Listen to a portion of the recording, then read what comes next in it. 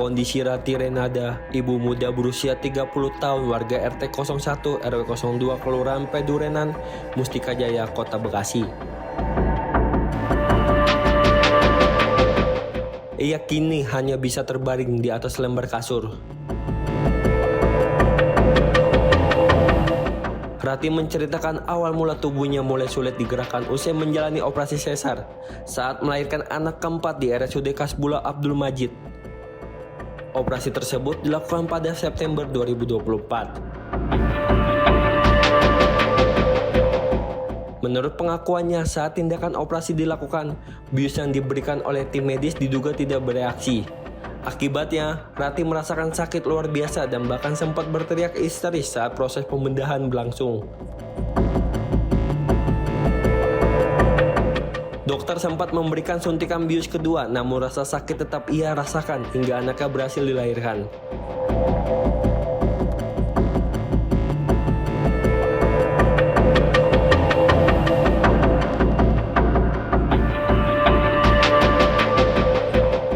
Setelah operasi, kondisi tubuh Rati semakin melemah. Dokter hanya menyebut bahwa itu merupakan efek obat bius.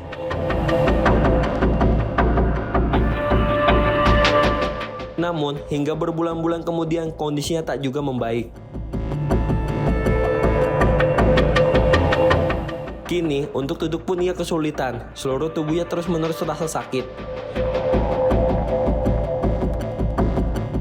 Rati mengaku bingung dengan kondisi yang dialaminya. Ia tidak tahu pasti penyakit apa yang dideritanya karena pihak rumah sakit memberikan diagnosa yang berbeda-beda. Kadang disebut terkena TB tulang, kadang disebut ada saraf yang terputus. Namun hingga kini penyebab pasti kelumpuhan belum juga diketahui.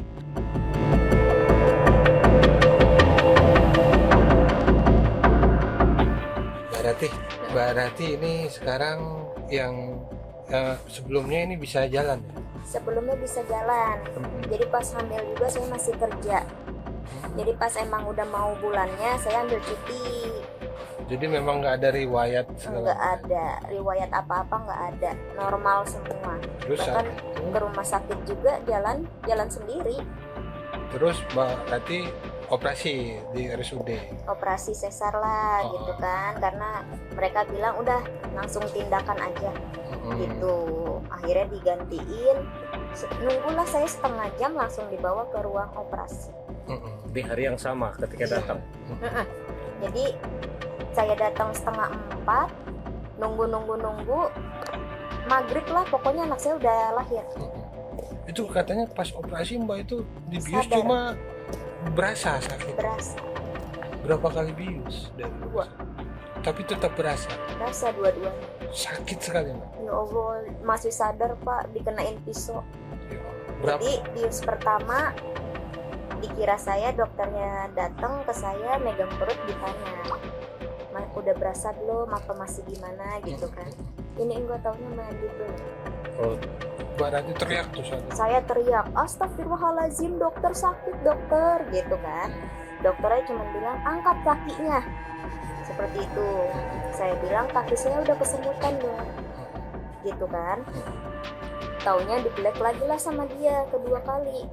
Saya teriak lagi, ya Allah dokter, sakit dokter, gitu kan. Akhirnya dokternya buka sarung tangan, dia duduk ke bangku yang pojok lah gitu. Dia ngomong, ini kalau nggak dilihat kadaluarsa. Kita kan tanda kutip ya, soalnya saya masih sadar banget kan, saya nangis di situ kan. Kebayang tuh sakitnya? Iya, saya mikirnya udahlah mau mati deh, sakit banget kan Pak gitu kan. Iya, akhirnya saya dibangunin lagi, duduk, itu disuntik lagi. Di bagian Belakang disuntik bius itu tulang? lagi. Tulang? Di bagian dekat tulang ekor itu. Sementara itu, orang tua Rati menyayangkan kurangnya keterbukaan pihak rumah sakit terhadap kondisi anaknya.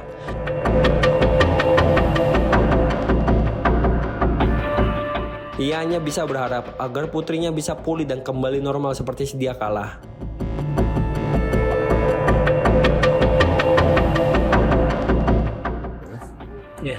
Selama menemani anak Bapak kontrol rumah sakit pasca operasi itu gimana Pak? Selama saya menemani anak ya Pak, yang selalu seperti jawaban anak saya. Saya satu pernah saya dipanggil di form kantor dia ya. Harapan Bapak apa? Harapan saya, anak saya kan kemarin awalnya sehat, pulang pun sehat.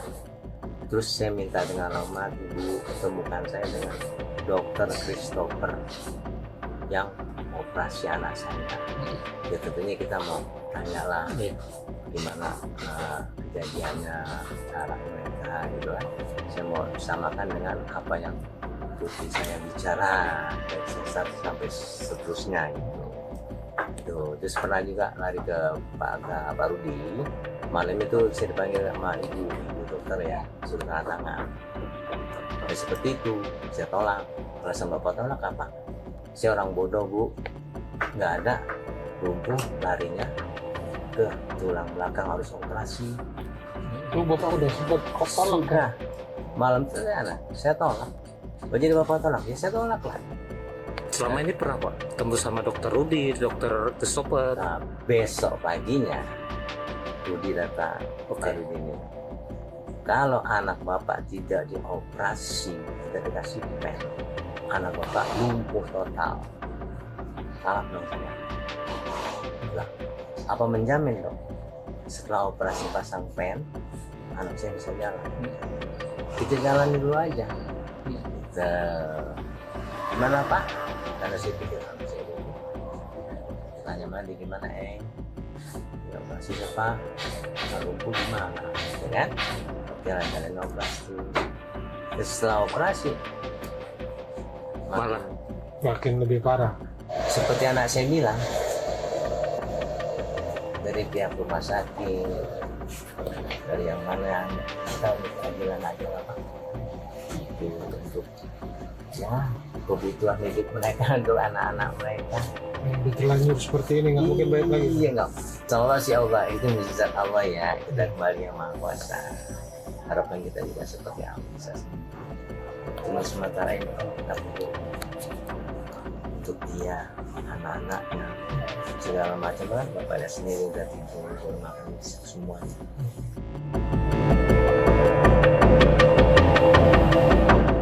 Akibat kelumpuhan yang dialaminya, Rati kehilangan pekerjaan dan bahkan ditinggalkan suami tanpa kejelasan.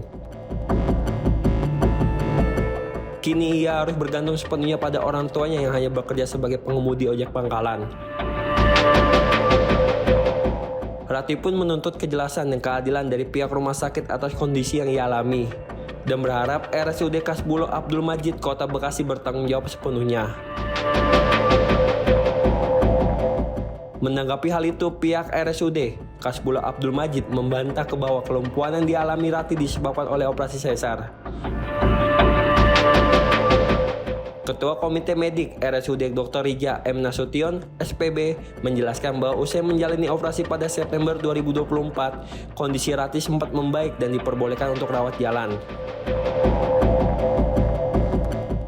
Namun pada Desember 2024, Rati kembali ke rumah sakit dengan keluhan pada kakinya. Pihak rumah sakit pun telah melakukan sejumlah pemeriksaan medis termasuk pemeriksaan saraf dan paru-paru. Hasil pemeriksaan menunjukkan bahwa pasien menderita TBC, tulang belakang dalam kondisi cukup parah.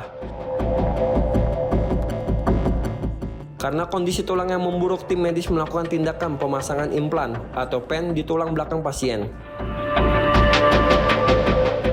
Namun, akibat adanya pergeseran pen karena struktur tulang yang lemah, implan tersebut terpaksa harus diangkat kembali.